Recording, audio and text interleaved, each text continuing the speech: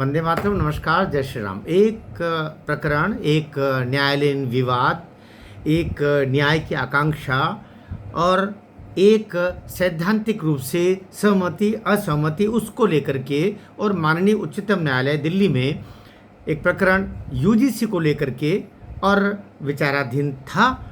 19 मार्च 2026 को इसकी हीरिंग रखी गई थी। हम 19 जनवरी पर क्या कुछ माननीय उच्चतम न्यायालय में हुआ, किसने क्या किया और क्या कुछ उसकी परिणति रही, अंतोगत्वा क्या हुआ, उसके बारे में इसमें जानकारी और विश्लेषण दोनों होना है। आपको पता ही है 13 जनवरी 2026 को विश्वविद्यालय अनुदान आयोग ने एक नोटिफिकेशन जारी किया जो गजट में भी प्रकाशित हुआ कि जिसके तहत कुछ इक्विटी के नाम पर, समानता के नाम पर एससी, एसटी, महिला, दिव्यांग और ओबीसी को लेकर के और इनकी सुरक्षा की जाए या कि इनके साथ कोई शोषण या इनके साथ कोई अपमानजनक बर्ताव न हो, इसको लेकर के एक गाइडलाइन यूजीसी ने दी और पूरे देश में धमाका हो गया।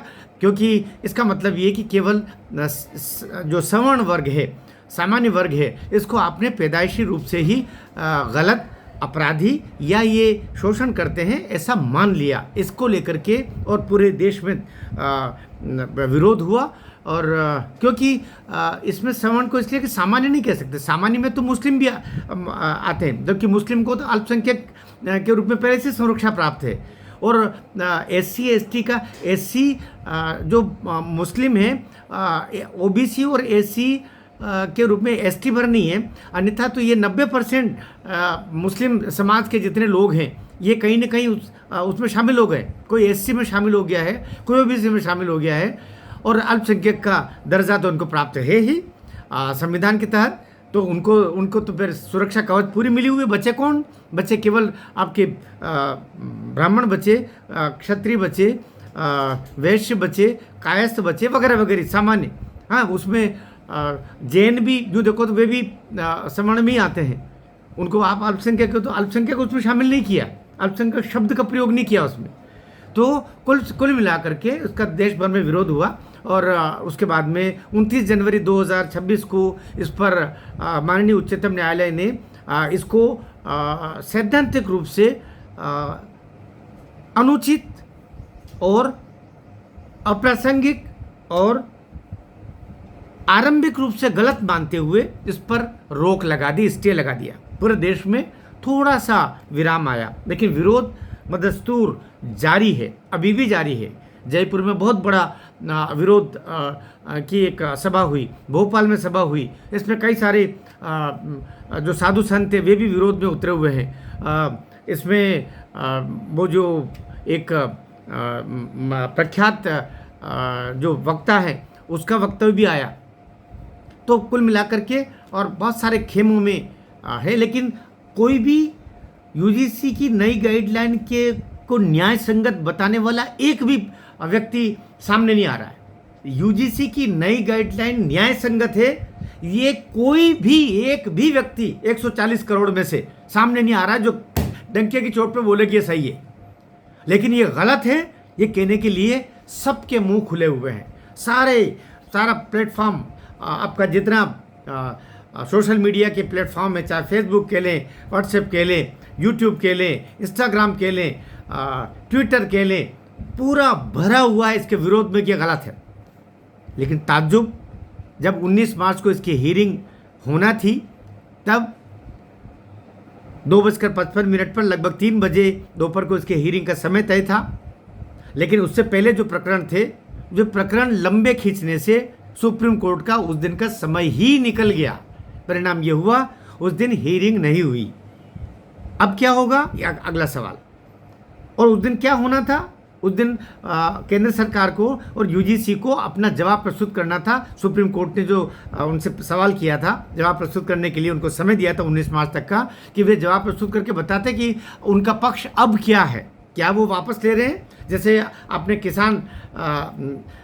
किसानों के लिए जो 3 किसान कानून थे, आखिर आपने 11 महीने तक रेंगते उनको वापस लिया ना, तो क्या इनको वापस ले रहे हैं? 19 मार्च को उनका समय था हो सकता है लेने की योजना भी हो, लेकिन उस दिन फिर हियरिंग ही नहीं हो पाई, तो न तो उस दिन जवाब प्रस्तुत हो पाया केंद्र सरकार का, न ही यूजीसी का जवाब प्रस्तुत हो पाया, या कि उन्होंने पहले जवाब प्रस्तुत कर दिया था क्या, ये भी स्पष्ट नहीं हो पाया। अब अगली तिथि 2-3 दिन में ही शेड्यूल जैसे बनता है, ये मुझे लगता है अगले सप्ताह में ही इसकी हियरिंग वापस होगी, क्योंकि ये लंबा नहीं जाता।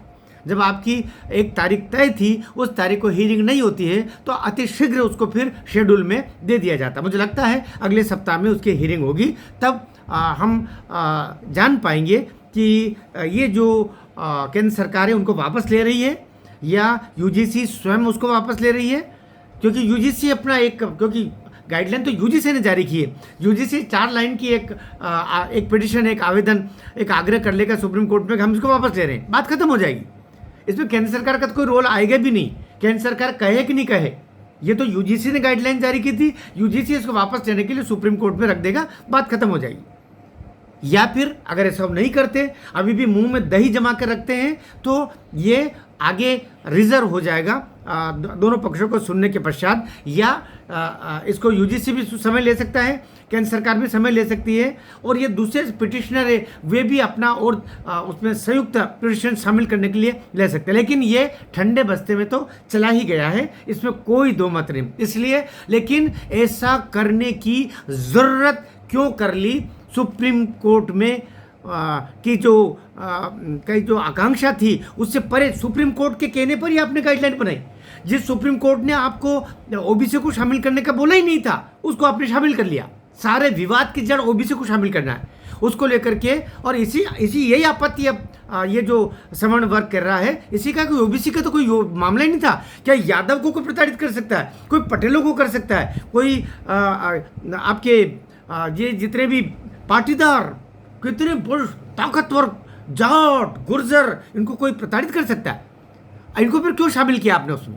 तो कुल मिलाकर के पूरा विवादित, या तो पूरा ये ठंडे बस्ते में जाकर के कोलैप्स भी कर सकते हैं पूरे मामले को, पूरा मामला रद्द हो सकता है, पूरा मामला ढह सकता है। इसलिए कोलैप्स शब्द का मैंने प्रयोग किया।